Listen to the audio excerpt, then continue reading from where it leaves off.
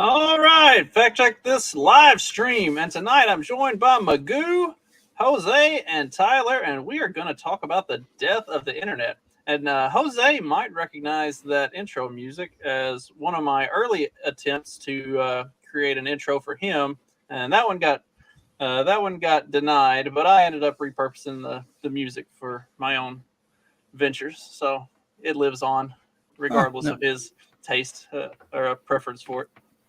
One preference, didn't it get hit? You said it got hit for a friggin' what's it called? The IP. Oh no, not that one. Oh no, okay. Because I remember I had to do like 4 iterations before it finally would not flag it. So no, that one didn't. That one never got a copyright hit. That one just wasn't quite upbeat enough. We found the one that paired well with the dancing girl. And yeah, I appreciate it. It's been almost 100 episodes with that, so I'm still rather proud of that one. It's a no, I dig it. It's definitely kicks ass. I appreciate it. Keep it. By the way, on the last Prax Ben episode, you shout out Justin for that intro. I try to do it every one. I try to do like I get really good at doing like a spiel. Like I got a little thing of shit I got to hit at the beginning, my plugs and stuff, and I'm getting better at it. I'm getting more professional as time goes on. But yeah, I finally got professional enough to squeeze his in there. And I'm working on it. I iron out the details as time goes on, but 2022, the year of the more polished and professional Jose. Yes. I'm not down for that. Yeah, I don't like where this is going. Yeah, no, I just hit up Ian Crossland. I'd said Ian Crossland. He may or may not be coming on soon, so I don't know. But I still don't think I'll be getting too polished anytime soon. So, if I do, I'll have my Tower Power Hour outlet to let out the rough edges. There you go. Yeah, that's what I've got the morning show for. Which I'm trying to get Clyde to put together actual copy for the Run Your Mouth Coffee ad, so that I can have Jim with his beautiful radio voice read the ad for us, and we can actually be somewhat professional instead of just monkeying around all the time. If you're looking to me to make your shit more professional, you've done fucked up, son. But I'll be happy to do it. It's the voice. He didn't say anything else. He just... Yeah. I'll stick to the script. All right, so y'all ready to dive into this thing? What did y'all think about the video that I sent that we're going to review today? Or not necessarily review it, but the video that kind of took on the premise of this episode. Where did the rest of the internet go from Truthstream Media? Which they've got some pretty interesting stuff out there, and the video was incredibly well produced. It was an excellent video. Plus, it really hit on some really relevant and pointed things in terms of the way the internet works, the way the search engines works, especially when you've seen over the last week or so some of the stuff, over the last couple of months, but especially the last week or so, some of the stuff that's coming out of like DuckDuckGo with talking about they're going to be a little more censored with the content that they allow. So whoever wants to go first, let's kind of dive in and talk about the video itself and some of what you got out of that. Well, I'll go ahead and start out real quick. I'm a piece of shit. I didn't realize there was a video attached, so I haven't watched it. Yeah, so I'll just go ahead and throw my cards on the table and let these guys look better by comparison. So, hell yeah! Wow. I missed that cue. We had homework. Yeah. All right. This is like the morning show all over again. All right. So, what did y'all think about these articles I sent? You didn't send any articles. Yeah, I can't read. Yeah, you said. Oh no, it was a video, Jose. You should have been fine. All right. I mean, yeah. I'll go if you want some a non-astute. It reminded me of well, first of all, do you want to critique the video? It was well done, but I felt like it had about 10 minutes of talk that she could have cut out. Besides that, it was really well done, and I actually was really going to be prepared, and I was going to do my own sample with Brave browser and DuckDuckGo, and I didn't. But it reminded me of, the Creepy Line, the Google documentary before the last election. This was a liberal guy that did it. I think Malice even had him on his show. And, it talks about all the shady shit with Google and their search engine. It was fascinating. Jose, if you don't know, basically this lady does a Google search for climate change, just random. And it says like 1 billion plus searches available. So you click and you go to the end, and then there's actually only like 400 because they're all just the curated multiples off the same link of, like CDC and whatever else. So her point is, even though there's all those searches out there, a lot of them are taken down or they're not even available to find. All right, that was interesting. The internet's over, and I was there when it began. Yeah, I do remember. Like, I don't know when it started. I had the DuckDuckGo browser a while back. I kind of just stopped. I probably should re-upload it at some point. I'm kind of a tech idiot, so I just once I got a new phone, I just never got it again. But it was like I don't know, the past 5 to 10 years, like trying to search something, especially certain things. I mean, especially considering the things we are into, a lot of those type of things. You'd search it and you'd be like, what the fuck? And it is just a giant pain in the ass. It's really hard to find what you're looking for. And yeah, stuff like DuckDuckGo does definitely come in clutch. So with some of the stuff they're doing now, it definitely is really fucking sketchy what's going on there. But yeah, I don't know. Things shift. Yeah. So one of the things that she had talked about was like using keyword searches and stuff. And like something that I've noticed because for what I do with this show and what I do with the morning show, like I'll look at real specific articles and stuff. And sometimes they'll mess up and they'll post an article where they actually like tell the truth, or they give a not corporately approved narrative. And when you go to the website, because it'll come up on like an MSN search. And so I like to pull it up on the website itself so that I get the actual article. Well, you'll go to the website and you'll type in the full, like I'll just copy and paste the full headline, and it's nowhere to be found. You have to like scroll out like 7 or 8 pages of search results to get the actual headline that you searched for on the website that it was published on. Like, it's insane. And then if you refresh your web browser, it disappears from the MSN stream altogether. So it's like there's definitely a lot of suppression going on with like as soon as they figure out, oh shit, we shouldn't have posted that, like it just gets memory. Yeah, not to mention that they, can rewrite their own headline in the same article, so that even if you have the headline copied, in a note section or whatever, and you come back and you search that again, can't find it because they'll try to be the first to put something out. They'll realize later on, oh shit, we fucked up. Got the numbers, we counted a little too high, and then they come in and they rewrite their own headline, and like, yeah, good luck finding it. It's somewhere in there. But it's just like the Joe Rogan thing. Yeah. Well, one of the things she was kind of making emphasis on, it was trying to started out with her own website kind of getting throttled, and the way that you're really not able to just randomly find blogs or whatnot anymore. So they're kind of, as you said, memory hold. And you guys have a blog? I'm sure, Magoo, you have the Magoo blog, Jose blog. Do people do blogs anymore? I've got a couple articles up on my Patreon from forever ago, but yeah, that's ancient history.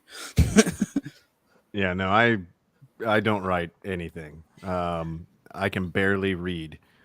I do talking into a microphone because that's just the easiest path, and podcasts are easier than writing nowadays. Yeah, and that beautiful radio voice. Yeah, I will say I wish I had more time to write because it's more of a time thing, and and also it's a matter of, I feel like when it comes to writing, it's harder to bring in the eyeballs. So like it's better to have some sort of established following before you delve into writing, I think, or some sort of platform from which to push it off of. So, I mean, because I started initially, I think I wrote a couple articles before I started podcasting, or maybe it was around the same time. I don't know. I just found I didn't have the time for it because it was very time consuming. I enjoyed it a lot. It was very like immersive. You learn a lot. It's a good way to work through things. But yeah, it is like you don't get any traction whatsoever. It's way easy. I mean, not way easier, but it's easier to make things move with podcasting. But I guess ideally, if like someday in the future I ever get to the point to where I'm not a wage slave or whatever, and I'm like just mostly live off podcasting or other things as well, sure, I'd totally get into writing. I think writing is really great, but it's a hard game to get into. So that's how I actually got my start. Was I would write. So I did a little blog. I would do an article about once a week just on random different stuff. Mostly it was on my spiritual journey at that time in my life on my Facebook page.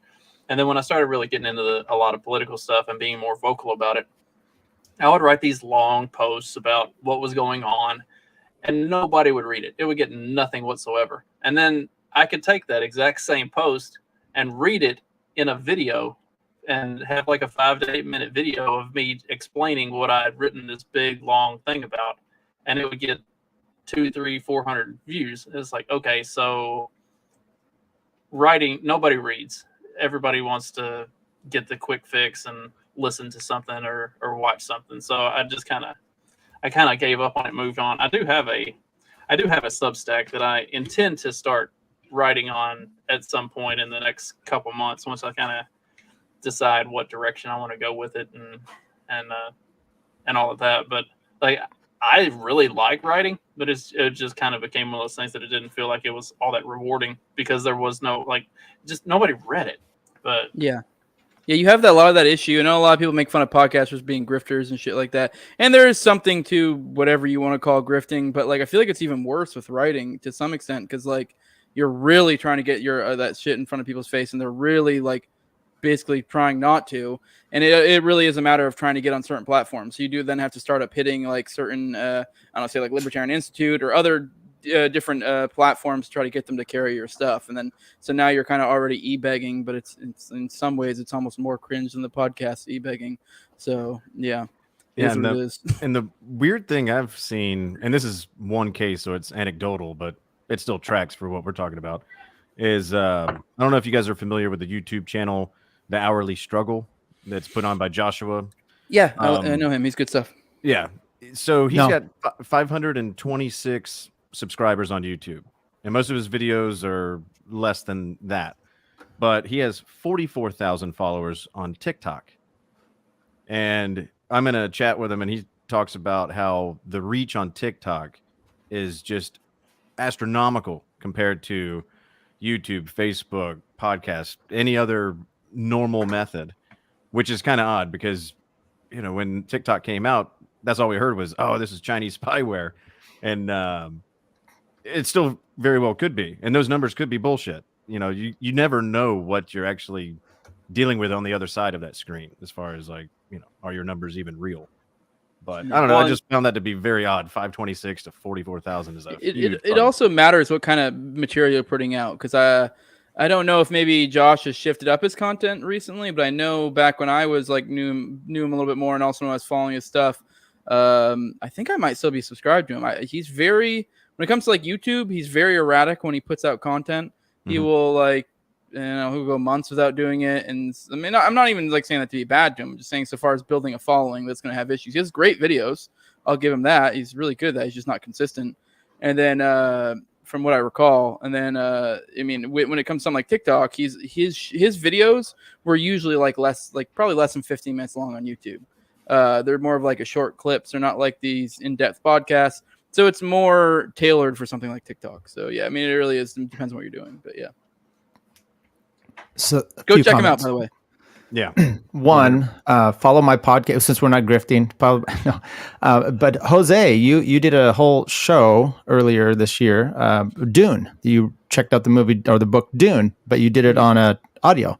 That's just, I mean, that's kind of where we're at. So, you know, writing it is, I've even found myself, I don't know if it's all this stuff we have and the ability to, first of all, if instead of writing it, it's much easier to just say it and, you know, put it on a podcast. That's kind of what I wanted to do. And that's where we're at. So it's easier to do that than to writing it and have good sentence structure and all that necessities that follow along with that. So, I've even found that myself, I'm not reading as much, you know, I don't know if my attention span or what have you, but it's, the median of the podcast and the YouTube, you know, it just gets it out there. So tying that into Justin's whole theme here, which is the government is it the government throttling it or is it Google? And then one of my concepts I want to do later is the entanglement. There's a whole legal aspect of entanglement with government and private facilities, you know, private organizations or what have you, and what constitutes government actors. And, you know, there's a legal standard for that. And I think that the Googles and all these other ones, they have so much interaction and entanglement with the government that it's part of it is that issue, right? They're throttling us for a specific reason, and some of that is, behavior and information. All right, I'd shut down the show too. No, No. Justin looked like he was about to say something. Well, okay, so I was gonna say something about talking about the followers and stuff, and is that manufactured? But then like Tyler, because there are accounts that have like literally millions of followers, but they pay for them, and they talked about that in that video. Like there's a lot of stuff that they talked about in that video, like using followers and using that sort of stuff to influence people and to like move society and culture by manipulating and twisting numbers and just making it look like something's more popular than what it actually is. But then to Tyler's point, like, and then we look at that. Okay, so let's kind of let's take it and kind of tie the things together, because it all really does connect. Like it's government using its influence to manipulate numbers and to twist the narrative to create whatever they want to create. I mean, I think it said it in the video. Like they've taken 1984 to a level that George Orwell never could have even imagined. I want to add to that real quick, because I guess not even necessarily pushback. I mean, it's more like another side of it. When it comes to like stuff like buying your views or buying your followers or whatever, the person with the good eye can tell. Say for example, with YouTube, there's a certain account. I'm not gonna say the name because I actually like them. I don't have any problem with them. I get it. I think they bought subscribers. They also bought Twitter followers, and they've said it openly on streams before. But I'm not gonna just say it just because I don't. Stapleton. No, I mean maybe he did. I don't know, but and that wouldn't surprise me. But it's someone else, and they've had huge guests, like I don't know, Ian Miles Chong, Roger Stone, just shit like that. But then you look at the views, and it's like ass, and you're like, dude, these are like guests that should be drawing in like thousands upon thousands of views, like even if you're a small show. So I don't know, to some extent you can manipulate things to a certain extent, but I mean it's kind of like fighting the market. The market will kind of naturally bounce back in one way or another. And if you're a keen eye, you can kind of pick up on like I mean, everyone's been on. We're all Twitter people. We all met on Twitter. You'll see an account that you're like has tens of thousands of views, but then you look at their engagement, it's trash. And you immediately you're like, oh yeah, Go ahead. Sorry. If you watch the video, she talks about some of this where all internet traffic, and I'm trying to remember the number. It was like 60% was bots. Okay, so you're looking at 30% is only human interaction, like high 30, almost like 40%. It was like 61% or 63%, something like that. Like it was low 60s, but still, I mean, it's the majority of internet traffic is bots. Makes sense. At least on Twitter, that seems to hold true. Well, like you're right. You can find Twitter. I had a conversation with Rimzo of On the Run over at the We Are Libertarians network. Give him a little plug since he pays me to do some work. Also, co-host for Mark Claire's comics podcast too. Oh yeah, that's the better of his ventures. But so he and I had talked about like they project that there will be more Twitter followers than there are more Twitter accounts than there are actual human beings on the planet within a couple years. Which I mean, so Getter, it makes sense. Basically, Getter. It makes sense. I mean, how many of us have alts?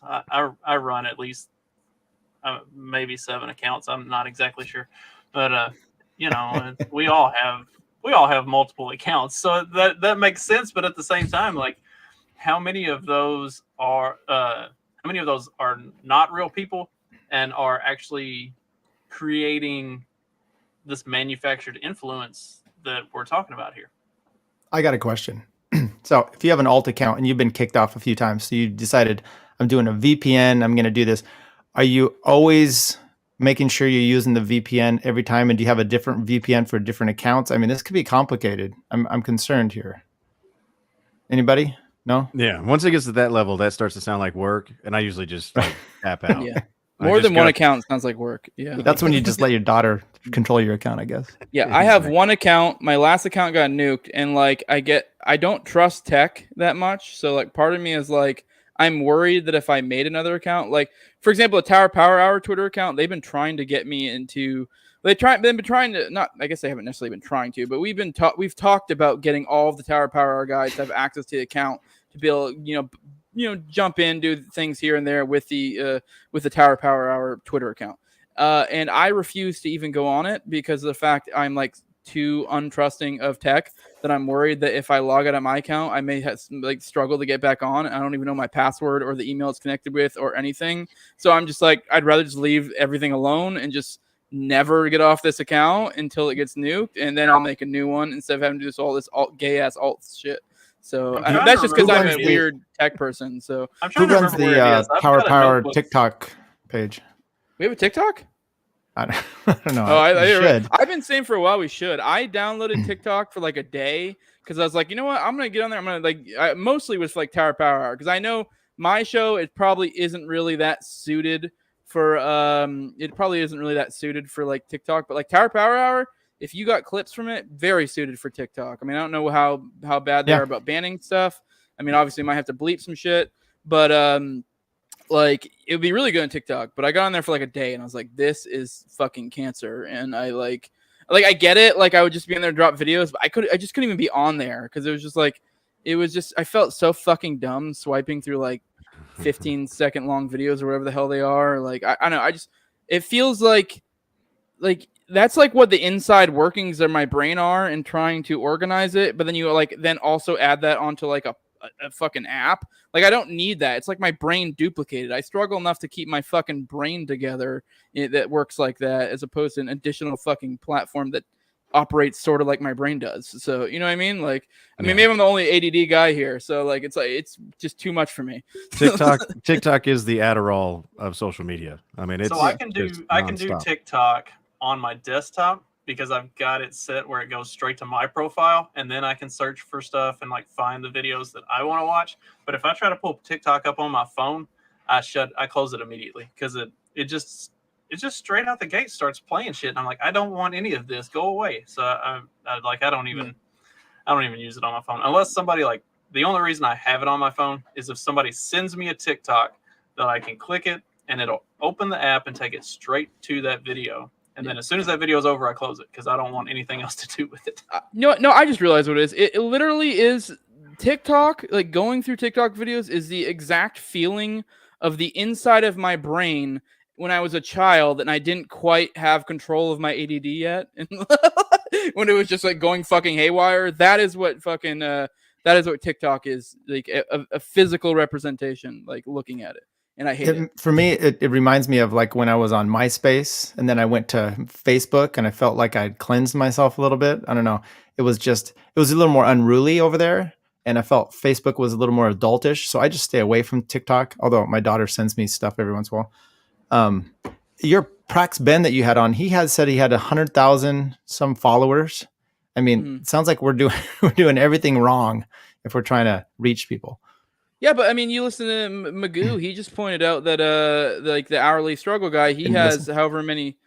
Josh Ferguson is his name. I hope he's 40. Pretty sure he's announced his last name, so I hope I didn't just like dox him. But I don't think I did. But I'm pretty sure he's open about that.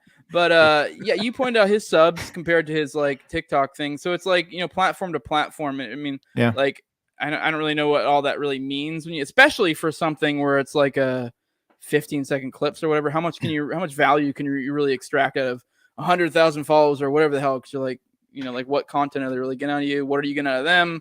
Are these people that are really going to offload from that platform to another platform? There's a whole host of things. So it's like, yeah, it sounds, blingy when something like cracks the algorithm. You got names, get a lot of followers or whatever. But I mean, what really does that mean? I don't know. I'm not even really trying to hate. Maybe that does mean a lot. I have no idea. I haven't fucked with TikTok. So. You have a good point because I wouldn't be successful on TikTok anyway. So I mean, it takes a certain talent of certain type of people to do stuff like that. Is he showing his dick? No. I mean, I haven't spent enough time on it to tell you 100% yes or no, but I doubt it. I will say this though, is that the engagement on TikTok seems to be even higher than Twitter, because on every single one of his videos, there's just hundreds of comments, and he tries to reply to all of them. And I'm just like, God love you, man. Like you're gonna kill yourself trying to, interact with all these people, and it's just as toxic and miserable as any other place on the internet.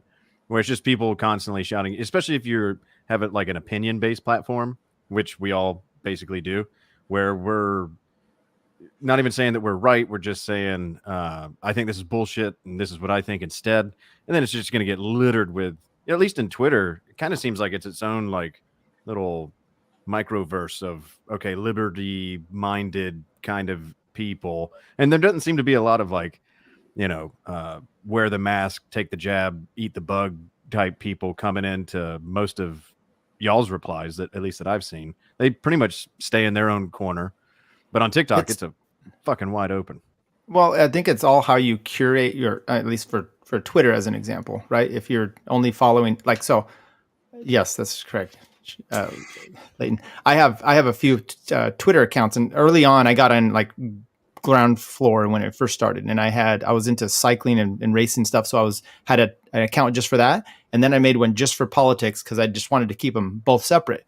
And if I post anything like I do on the cycling side that I do on the Twitter, on the Liberty side, I get a lot of hate and a lot of interaction, and I could post all kinds of crazy stuff on the Liberty side, and it's just likes and retweets.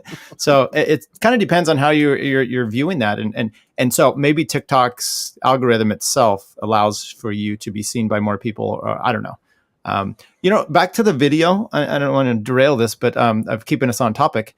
But one thing that made me think about, before the internet, there was, the fall of newspapers and there's all this. And now there's the internet, and the internet's going down, and it's the fall of that. But as long as we are able to innovate and do stuff, who knows what's next? So I get to be fearful and to be concerned about this. But I don't know. I mean, something wonderful that we don't even have a thought of could be coming next, because this wasn't on my radar when I was in high school.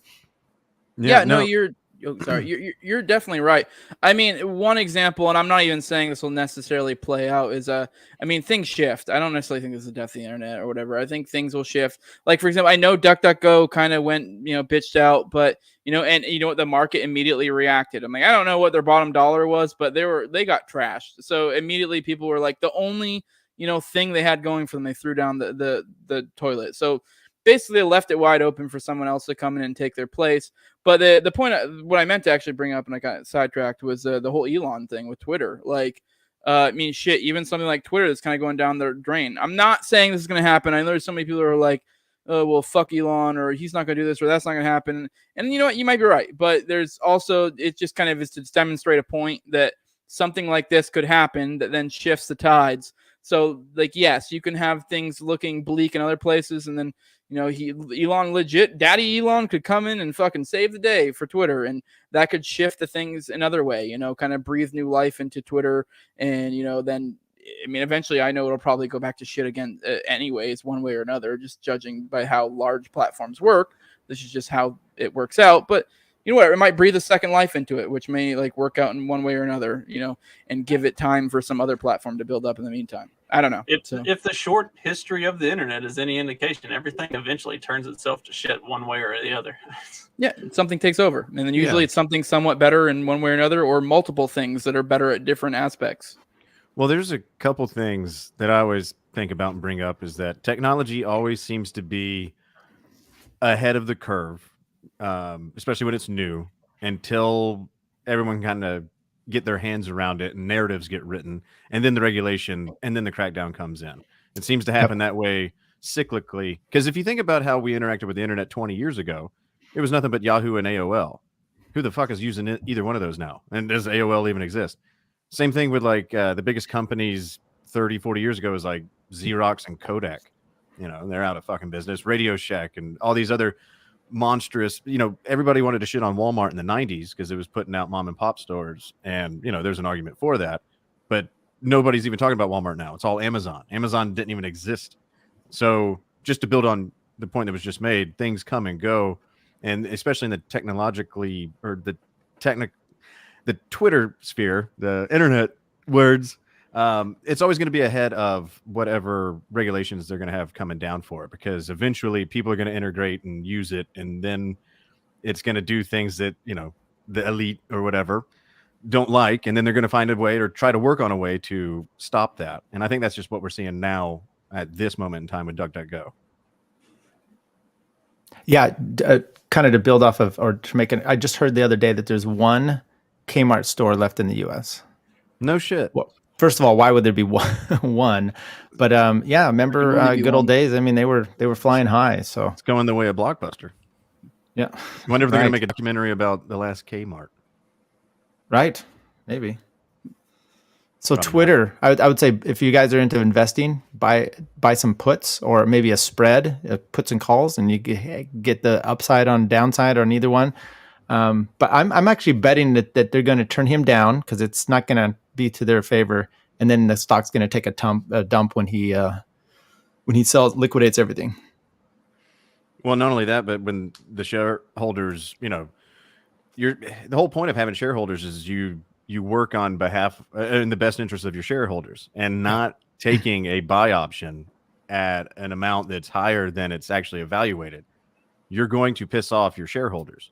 And so, again, kind of echoing what Jose said, I have no idea if this is going to be the big daddy Elon coming in, swooping in, saving the internet out it. But it is interesting because it does expose immediately the actual true intent behind those that are in control of Twitter now, with how hard the reading was, and they expose themselves, which is not surprising, and it's more just fun for people like us to look at and be like, this is what we've been fucking talking about, people. This is why they are what up? This is why they are the people's enemy. If nothing else, he exposed that. Yeah, I totally agree. To lay into that point a little bit too, you look at things like, I mean, this isn't the same exact thing with Elon and Twitter, but you look at something like Odyssey and YouTube. The more YouTube fucks around, the more that Odyssey finds out. So, like, I mean, so with something like Elon, like if they wanna fuck around, like it is just sending a signal to the world that, like, in a certain sense, it's a giant market signal to the world that, like, hey, something should fill this slot. And, over time, something very well may. I mean, shit, it'd be awesome if, who knows, maybe social or truth social, whatever the hell Trump's thing is, comes in and saves the day or whatever. I'd be all for it. I don't care. Like, I'm not like big Trump stan, but I'd be all for that. That'd be pretty awesome, in my opinion, if somehow that worked out. Probably won't, but it'll probably be something else. Who knows? But, I mean, point is just more just like stake your, you probably got to have your feet in multiple places or whatever the expression is. This could be the Elon Musk, Jack Dorsey brainchild, because Jack seems to kind of be on Elon's side on this. Did you see the he kind of lit in on the Twitter board for for all of their pushback on the whole thing? That we're kind of taking the conversation away from the video, but I mean, it's along the same lines because you do see the censorship, you do see the control of the narrative on exactly the same level, just on that, the microcosm of Twitter, that you see it on YouTube and all of the Google, Bing, Yahoo, all of the big search engines. So like it's there, just on a more condensed level. Yeah, and I guess if there's a white pill, if we're gonna get into the pill color denomination talk, one of the biggest complaints I have with centrists is that their patience and willingness to go along with the narrative is quite elastic, and they're willing to go along with things for much longer than any of us would like. And I think that they've been pushed. The narrative, the Overton window, or whatever, has been pushed so far in one direction that pendulum's always going to swing back. Is it going to swing back to where I want it? Probably not. But then again, if I said how far I wanted to swing, I'd probably get nuked off the internet. But I think that this is just a self-correct that, yeah, you got to go through like 7 years, at least in internet time, of it just getting pushed so far one direction that eventually, and another thing is none of us are, in Gen Z, we're all much older than that, I guess, but they grew up in the time of like all this woke bullshit. And from what I've seen, sure, you're always going to have some people that just go with the flow, but there's a lot of resistance with a lot of kids that are just now coming into college that, they think everything's bullshit. And they grew up watching Trump, and say what you will about Trump, but those kids are likely going to be the next Elon Musk, the next Jack Dorsey's or whatever. So again, just echoing the previous point, we have no idea what's coming next. It could be based as hell, and I'm here for that. So, and to that point, I read an article about this I don't know, it's been about a year ago, talking about the Gen Zers and like kind of the different mentality, because they've effectively been raised post 2008, like housing bubble crash, recession, everything that's been going on. And so they have a much different view of the world, and to some extent a more pessimistic view of the world. Like for all of us, we range from, I think, late 20s to early 50s. And Who the fuck is late 20s? oh, are you in your 30s, Jose? I have a 12-year-old and a 9-year-old. Yeah, I'm 30. I mean, that doesn't mean anything. Yeah. Right. Well, I mean, for our audience watching too, that's late 20s. I mean, they're all more or less in our age range. I don't think I've got any Zoomers watching this show. So like, but they've come up in this recession era, and so they're a little more pessimistic about things. Whereas, we came up in a time when all of this was new and fresh, and so like, yeah, we saw the .com bubble burst and we saw 9/11, but those were like speed bumps along the way to just this rapid, upward acceleration of everything. Whereas what they've seen is the housing bubble crashed, and everything has been, to whatever extent you want to call it, turmoil for the last 14 years, 12 years, something like that. So like, here we are, and that's the world that they live in. So they look at it a lot different, and they aren't as on board with all the woke bullshit as what a lot of, unfortunately, our pampered, like, pussy ass generation is. I think our generation may be the problem, or at least maybe not us, but the later end of our generation. Hang on, I gotta go shoot a dog. Apparently, Could have sworn it was my live dog. stream it. Now we must do banter in the meantime. Well, just remember those same kids that were calling you. Well, I don't know what level of language Justin would let me have on here, but those same kids that were calling you a fag in the Call of Duty lobbies, they're in their 20s now, and I don't think that they give a fuck about all this censorship bullshit. I mean, you can't say- really say. Go ahead. Yeah, Do you want to go? Go. you go. I don't have anything. Okay, important to say. I'll say that, and then you can make it better sounding. Some of this, though, I've seen this with my own kids, and so you when I grew up, your teachers are respected, and so since you should listen to them and not get in trouble. By the way, I went to a private school and I got spanked in 3rd and 7th grade. Okay, so I was not an obeyer, a listener. And I was a good kid. I skipped 6th grade because I was just bored. And point is, but you listen to the teachers, and they were always right. And I even had problems with my parents about, you listen to the teachers. Well, I've made my kids think differently about that.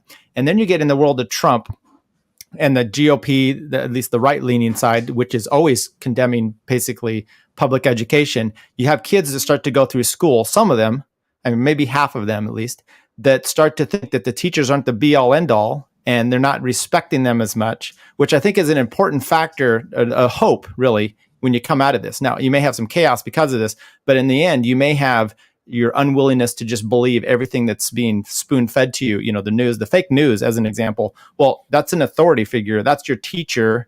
And when your teacher isn't thought of as super wise, which they shouldn't. If you ever, Thomas Sowell and Walter E. Williams talked about a study once that they did or they were part of, where teachers were the low end of the graduates in all parts of education. So they're not the biggest and the brightest. If you have an engineering degree or something, you may go and teach at MIT, but for the most part, you're the low end. You're a PE teacher. No offense to PE teachers, but you're elementary school teacher. You're just not the biggest and brightest. So those are the ones that are kind of getting through this. Anyway, if it filters in through your kids and they start to push back on this, they start to question it themselves, and the teacher says something, they may go, well, what about this? Well, my kids do that. And then, they get in trouble. But anyway, that's my thought on that. One of the good things, even in this day and age of, heavily curated search results and faulty research numbers and all that stuff, is that it still hasn't stopped the skepticism. Like the overall trust of official news sources is at an all-time low.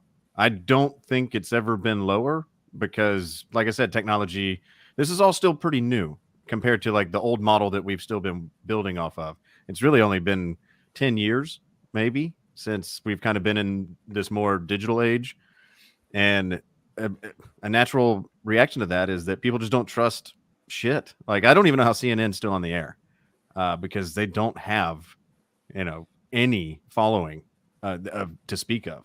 A lot of the manipulation we talked about earlier is how they are, because YouTube will put them in the top of the search results, stuff like that. But to play to my point that I said earlier, it's like you can only manipulate things so much. There is like a thing underlying it, the organic, how things should work, supply, demand, whatever, actual people, physical people be looking for this content that will over time win out. And they are literally hanging by a thread, and all they are doing is being held up by the old guard, really, or I guess the new guard, but the old guard aspects of it, if that makes sense. But yeah, no, they're good. This CNN Plus experiment, I think, is kind of really telling about, on that topic, is really telling about the legitimate popularity of CNN, because they were absolute. It's kind of reminiscent of the 2016 election. If you want to kind of buy into everything's been rigged for decades, and in 2016 they just didn't think there was a reason to rig it, so which is something that I kind of buy into. But with the CNN Plus thing, they were convinced that they were going to have literally millions of subscribers to this, like within months of launch, and they've got less subscribers than most Lions of Liberty episodes get downloads. So like they're sucking pretty hard right now. Not trying to belittle Lions of Liberty. They give me money every month. Thank you very much. I greatly appreciate that. It paid for this whole beautiful setup here. But like, I mean, for a mainstream news outlet to be getting less subscribers than what a random Liberty podcast gets downloads, that's pretty bad. Here's the thing, Dave, if I was seeing Mark Claire videos in my airport terminal, then you can talk shit all you want.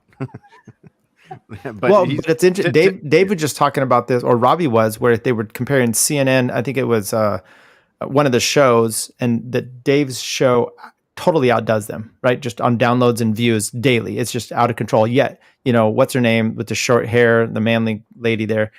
She gets, 30 million a year, and I doubt Dave does, or Mark Claire. Oh yeah, Meadows or whatever her name is. No. What's her name? She's real big on Russia. Fuck. Meredith, you got to narrow this down. We got 3 goats. You're asking too broad of questions here. I know who you're talking about too. I just can't remember her name. She looks like a complete lesbian. I know who you're talking about. Yeah, kind of skinny broad. Rachel Maddow. Yeah, that's it. Yeah. So anyway, yeah, her and like Joy Reid, that whole thing. I don't know who's watching that shit, but I think the people that are watching it are diehards. Like, at what point? Yeah, and a lot of airports. At what point does it become like the newspaper, where it's just dying out, and it's Joe Rogan, it's podcast, or are they gonna the FCC is gonna come in and some sort of regulations for that? I mean, they can only do so much. I mean, not to keep bringing it back to Twitter, but and I guess it kind of ties in what we're talking about. I saw it just I think yesterday. Jack, or maybe it was even today. Jack tweeted something. I can't remember what. Stelter put out some article and like commented on it, saying something about friggin' Tucker Carlson and how all he does is peddle doubt, and like, which I mean, for one, that's not a bad thing. If you're or doubt, I guess doubt is kind of almost similar to saying being skeptical.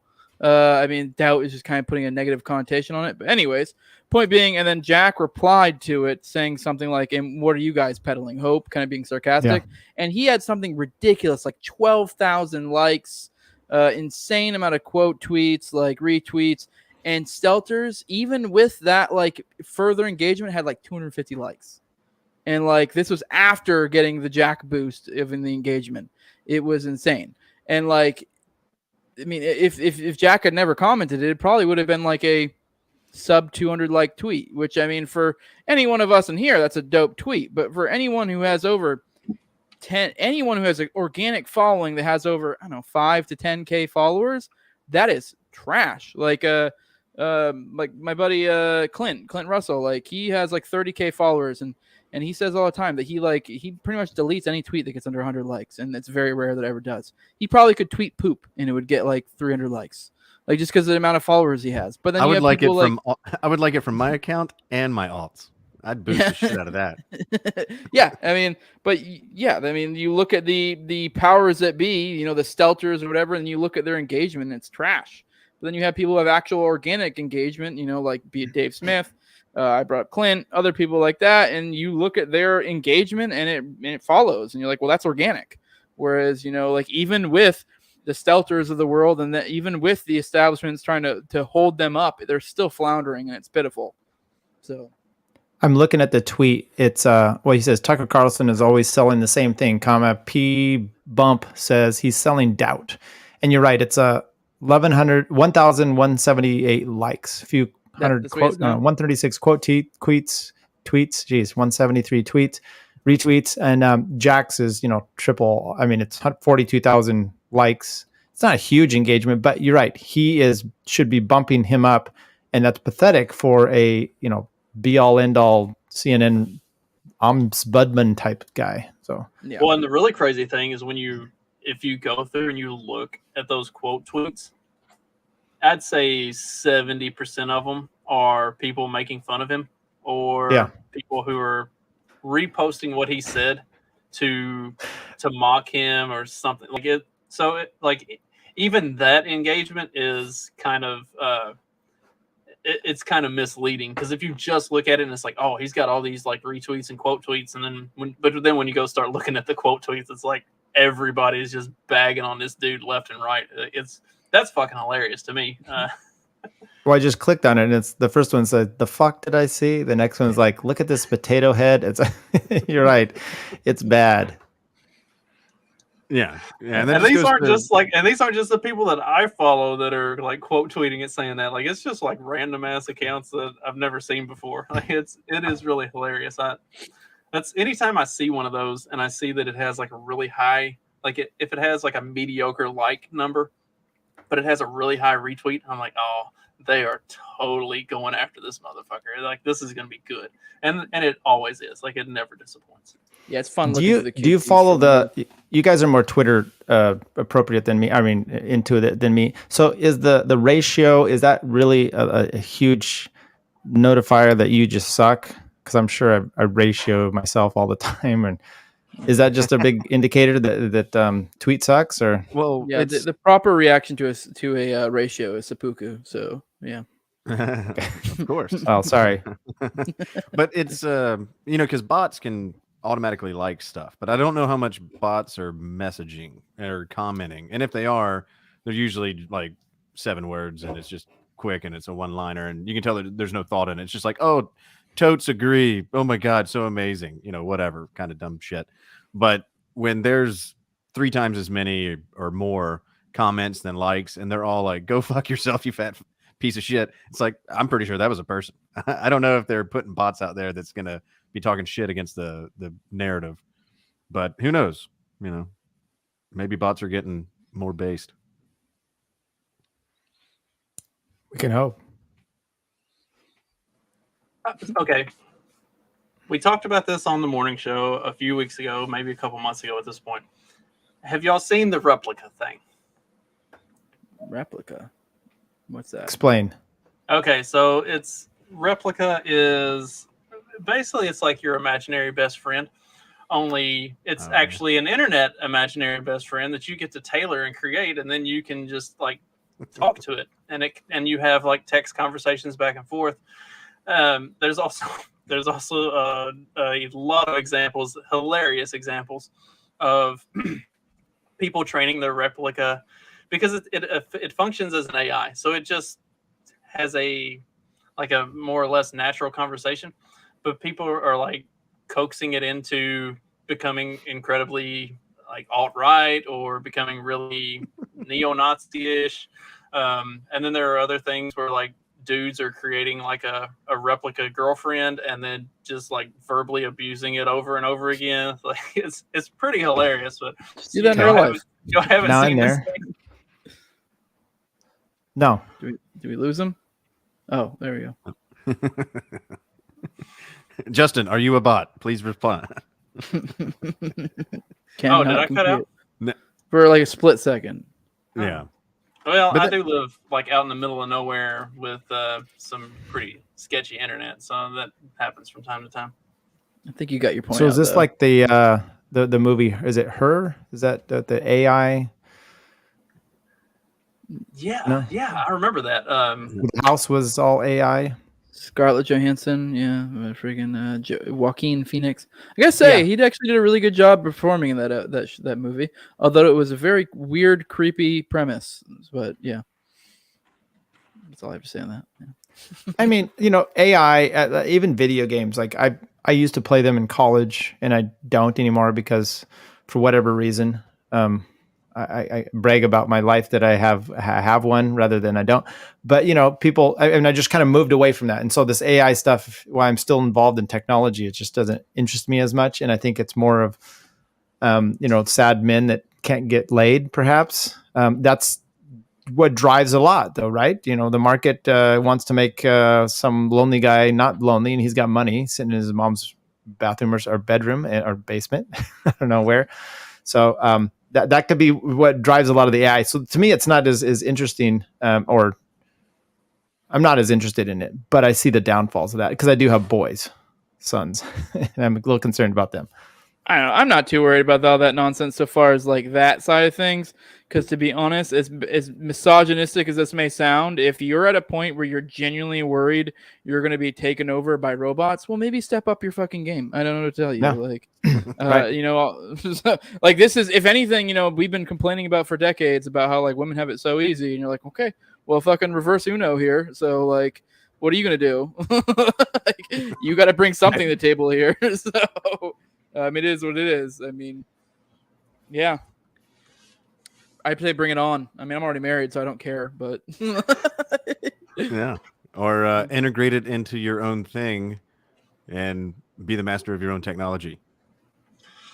All right, so I'm gonna bring it back around to the original video content that we have been talking about, and I'm actually going to pull it up. And by God, if I have any amount of luck whatsoever, my janky ass internet will cooperate with me, and I'll actually be able to play this little portion of the video, and it'll come through well, and you'll all see it and hear it. So I like your subtle plug for Tyler. Mm-hmm. I was going to say something about that too. I just happened to have been watching it earlier. Here we go. Let's see how this works out. What my question is leading to is help us understand where is the future of search going. Well, when you use Google, do you get more than one answer? Of course you do. Yeah, of course. Well, that's a bug. Yeah. Because we should be able to give you the right answer just once. We should know what you meant, and we should never be. So who owns into? I thought that was kind of scary. Like, I mean, that is an incredibly, like, going beyond anything Orwell could have imagined. Like, we don't want you to use your search engine to find all of the possible answers. We want to give you the right answer. Who determines what the right answer is? I mean, Google. I'm gonna need more context here. Who are those people? Do you know? That was the Google CEO or one of those guys, right? Yeah. I mean, he was like an early CEO of Google.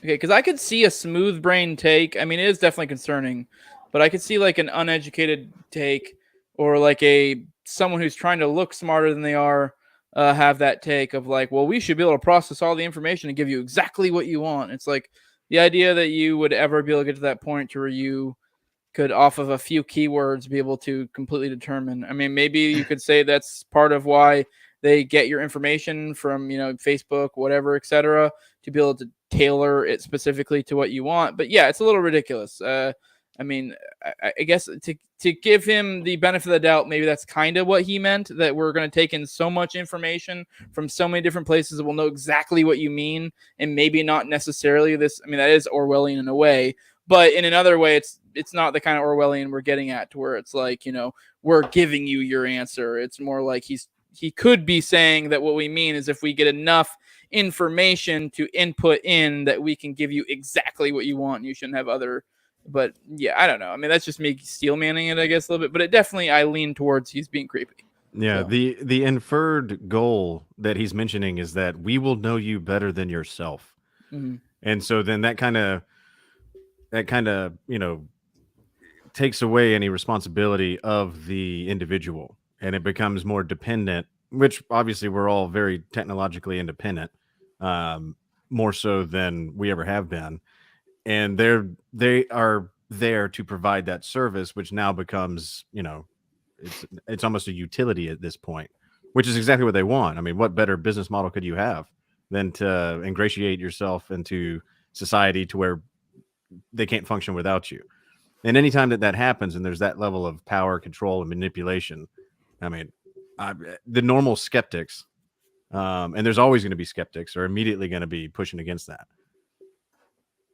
Yeah. So earlier today, I was on with on Outlawed Thoughts. It's Chumley or Leighton Radner's podcast, and I made this, and it ties in here, which is in the Anarchist Handbook. Jose did this one. Hasness, right? In his book, he's a law professor, and for me, as when I went through law school, he brings up an issue, and there's someone on the left and someone on the right, and they can both find all the research to support their point of one way or the other. So the problem with him is there's not a definitive answer for everything. You've got multitude of answers. You've got two sides of the issue all the time that you can justify. It's a little obviously creepy when one person on the internet is basically saying we're going to find that one specific answer. Well, I'm not AI myself, and as an example, as we're talking here, I'm on Twitter, and someone posts this thing. Let's see how Google would answer this with one answer. How can I get my boyfriend to stop digging his tunnel? I mean, is there any one right answer to that important question that young lady is posing? I don't think so. Well, that's like I was trying to think of it, and like typically when I search for something, I'm not looking for a specific thing. Like if I am looking for a specific thing, then I copied and pasted the thing that I'm looking for. But even then, like it'll give you an arrangement or an arrangement of different things related to that thing, and I usually end up looking at half a dozen of those. Johnny and I when I recorded today's Peddling Fiction with him, I have closed some out. I realized I had gotten out of hand. But at the time, I had 26 different tabs open for stuff that I had, articles I was looking at, news sites I was perusing, videos I was watching. Like whenever I type in a search on one of these search engines, I'm not looking for any one particular thing. Like who is looking for that one answer? Like you're looking for the things that might get you to an answer that's somewhere out there that you're searching for. Like that's why when they say they're going to give you the singular answer to your question or to your search, like that's why that kind of freaks me out a little bit, because I don't know what the top 5 answers are to my search. Yeah, unless it's how many Holocaust victims, et cetera. Even then, we don't know. Here's 6 million articles. We know the exact number to a T, it perfectly rounded out. Don't worry about it. But if you go to page 49 of the search results, it tops out at about 500. By the way, when we first were talking, I did her sample with Google, the search thing with climate change. And she's exactly right. That's exactly what happened. You go to the next page, so you get to the end, and it's only 420 results that they end up putting up out of so many billion. I tried DuckDuckGo, but they don't have that search number, but you could keep going more results, and I definitely didn't go billions before I got to the end. So it's kind of interesting. And similarly with Brave, I have Brave on my laptop and on my phone, and I tried it on Brave's beta search engine, and it was only one page. And it was maybe 50 results.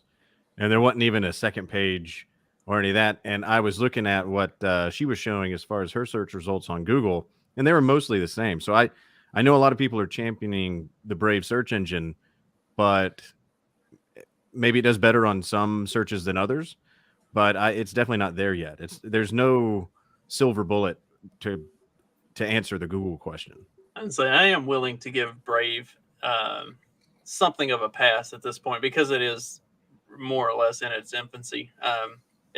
Can you even get Brave on the web browser yet, or is it still exclusively on mobile? Oh no, I had it on my laptop well before I had it on my phone, and I've been using Brave for at least 2 years, maybe longer, and it was all a result of when Trump was in office and how everything was getting nuked and suppressed, and words were getting changed, and even news clips and audio clips of him were highly curated. And I was just naturally curious, and I guess that's what puts me in the liberty sphere. Is that I'm a constant contrarian, skeptic, whatever you want to call it. So I was like, this can't be right.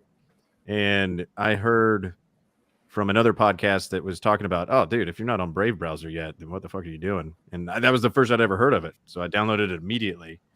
And to this point, much like DuckDuckGo was 10 years ago, it's great. But just as anything will grow and get big enough, eventually it will have to likely succumb to some level of pressure. Yeah, I've been using it for a few years as well. Yeah, I like the Brave movie. It was pretty good. That's all I have to say. But did you get any Brave tokens from it? I don't even know. I think so. I've never checked. I do. I think I had posted up to Justin. I've got like $40 I've made over the last 2 years or so using it. So the guy that I do the morning show with, Clyde, he swears by Brave. He's been using it for some years now, and he said he's made about $500 total on the tokens and stuff. Well, I mean, that's he is a like true grifter. Like y'all have no idea. So like that makes sense. He's playing, like he's figuring out any way he can to game the system and maximize off of it. He said that like anymore just going through and clicking on ads doesn't get you as much as what it used to. So that tells you everything you need to know about the way he's been running this thing. But yeah, so I mean it does have its own, like you can get a VPN through it. It has its own crypto that you can set up. So there are a lot of interesting options with Brave. And as soon as I saw the thing come out about DuckDuckGo, like I'd heard it. I knew DuckDuckGo was going in that direction for the last few months. But as soon as it like really became prevalent, like this wasn't just like rumblings and like little bullshitty stuff, but like they're for real going the way of a Google or a Bing.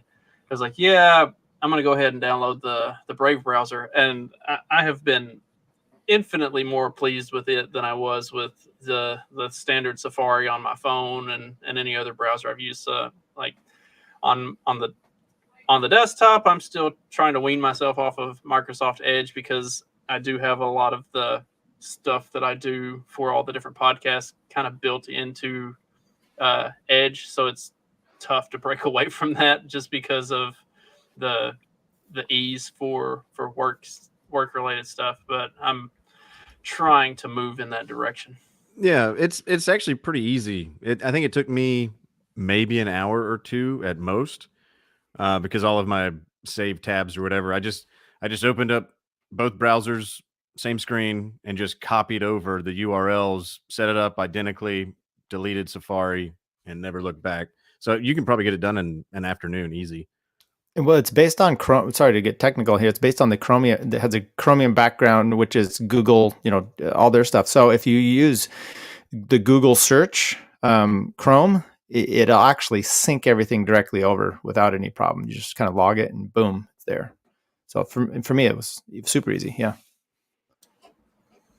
Anyway, that's where the new internet is going. Mm-hmm. Well, so guys, there's still hope out there. Sorry. I want to be respectful of y'all's evenings. I know it's for Jose and Magoo. Y'all are over on the Eastern time zone, so it'll start getting late here for y'all pretty soon. Mm-hmm.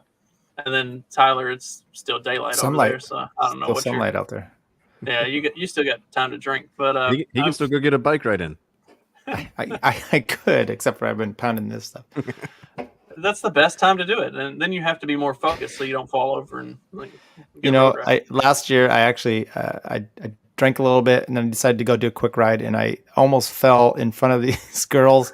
Long story. It was embarrassing. Hit my nuts on the top tube, but it won't happen again. Oh, fuck yeah. Well, guys, give all your plugs and everything, and I appreciate y'all joining me for this. I think we covered a lot of ground, and I think we talked about stuff that, like, especially for like the average person who may not think about this sort of stuff on a regular basis.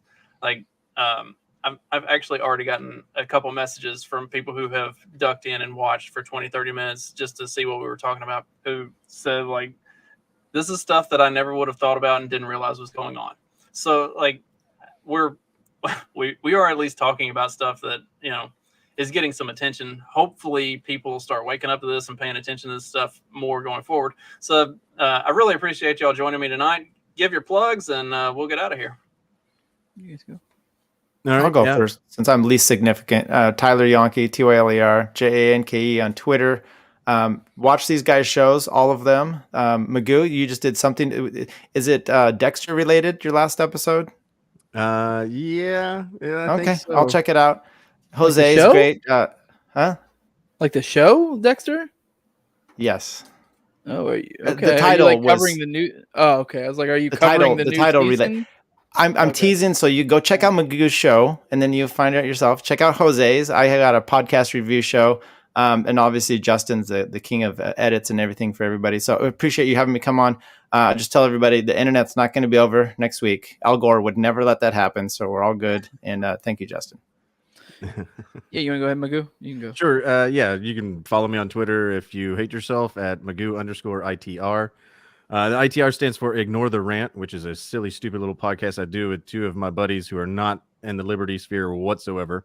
And so every episode I kind of have to tamper myself back. I almost have to neuter myself on my own show.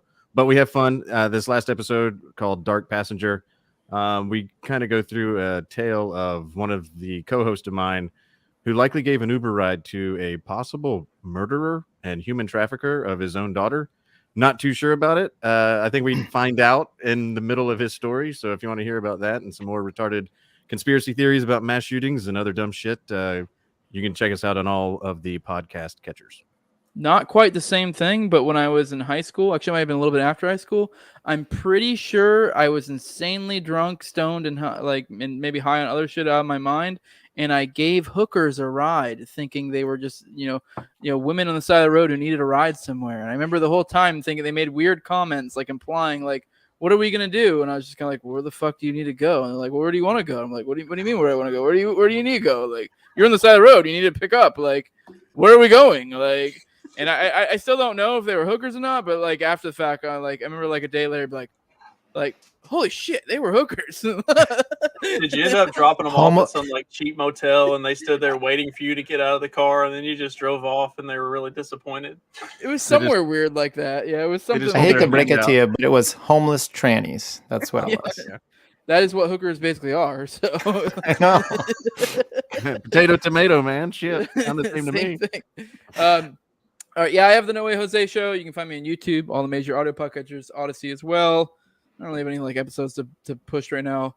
I've been doing more theory shit. Been plugging New Libertarian Manifesto live readings with Sal right now. We're on the critique portion, so we're covering the Rothbard one right now, which is fun. But it's also like weird because like we vehemently disagree with everything Rothbard's saying, and I hate that down to my core because I usually agree with everything he says. So it's like I don't know what's going on here, and it hurts me to my core. But whatever. We're making it together. We're making it through. So. To be fair, though, for context, if people don't know, in New Libertarian Manifesto, the book for agorism, whenever Konkin made it, he sent out copies to multiple big thought leaders, and Rothbard was one of them, asking for critiques. And so, to be fair to Rothbard, I don't think he thoroughly read it or thoroughly grasped it, because it was just some shit someone sent him and said, hey, please. Like, imagine if someone sent you a book and was like, please critique this. You'd be like, the fuck? Hey, here's my Liberty mixtape. Will you take a listen? Exactly. It's an audiobook, right? You're basically describing my podcast. Yeah. Yes. So if someone did that to Rothbard, he'd be like, all right, I'll skim. I'll leaf through some of the chapters and I'll give you my thoughts. So yeah, I can see why you maybe fucked up a little bit. All right. Yeah. According to Chumley, I have Al Gore coming on soon, so that's cool. But yeah, that's it. That's my show. So. Well, thank you all for joining us tonight. I will be back next Monday. I am going to have so his name on Twitter. This is his name on Twitter. It's A Blackman, A Black Man. He and I are going to have a conversation on Sunday afternoon. We're going to talk about race and sexism and all of that fun stuff. But we're going to do it in a. He has a YouTube channel. He's legitimately black. So we're going to have a conversation about race and sex and all of that fun stuff. And we're going to have some hard conversations that people aren't ready to have. And I'm really looking forward to that one. I think it's going to be an extremely some bell curve stuff, huh? I think it's going to be a really good conversation. Just from he does some like short videos and stuff on his YouTube channel, and from the stuff that he talks about and the stuff that he tweets, I'm really excited about it. So check that out. That'll be I may even do it as a live stream on Sunday afternoon if he's up for it. Otherwise, it'll be out on Monday morning. So check that out. Hope everybody has a great rest of your evening, a great week, and I will see you on Monday, unless you come check me out on the morning after, tomorrow morning or Friday morning, because there is always a lot of monkey business going on there. Have a good one, everybody.